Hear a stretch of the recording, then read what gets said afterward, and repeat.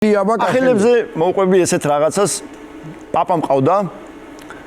აი ზუსტად ესეთი პერსონაჟი როლანდი როხსნის ხოლმე ხორცი ჭამია კაცი რა 2 მეტრი აი ესეთი აი დიდი კაცი რა. აი ზუსტად ესეთი ძალიან ესეთი ბილწიენის, მაგრამ უსაყვარლესი პიროვნება, აი კოლორიტი კაცი ცნობილი თამა და ეს დედის მხრიდან. დედის მხრიდან კი, ანუ დავაკონკრეტოთ სად არის? დედის მხრიდან კი. სად არის? ო დედის მხრიდან პაპა, იმიტომ რომ მამის მხრიდან ბაბუაა. ხო და სად არის? კარდენახში. კარდენახში. და რაღვინო აქვს? ეს კაცი ცალფეხა კაცი იყო რა და შეშაზე რომ მიდიოდა ხოლმე. ტყის პირზე ჭრიდა სუ. შეშასო შეგინით ხე ვერ შედიოდა ცალფეხა კაცი იყო რა.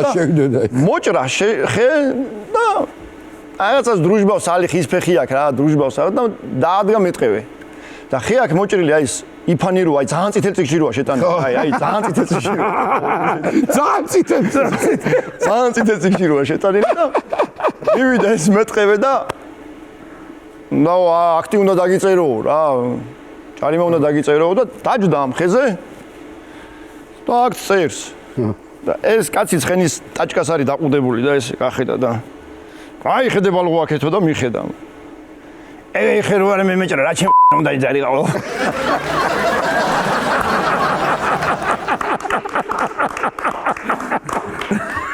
აღდი კარდენახულია, ვერაცვალე გაანათლე. რო არ მეჭრაო. ოქრო ხარ. კიდე გინდა რამეს ჩამატ დავამატებ ერთს რა.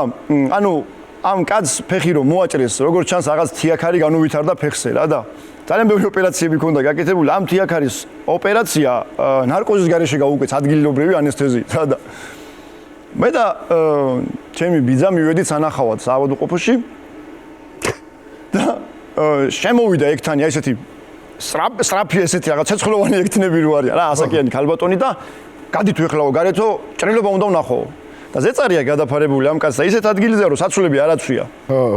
და ეს ზეწარი გადახადა. და პაპაჩემ ესეთი ჯიმე ხელი ქონდა და დადე გენა ცვალეო და გაჩერდა ეს კაცი. დაიხედა იგერე ხო არის ბურვაკივით. უთხრა ეგრევე. ენა წალეს. აი კაცი.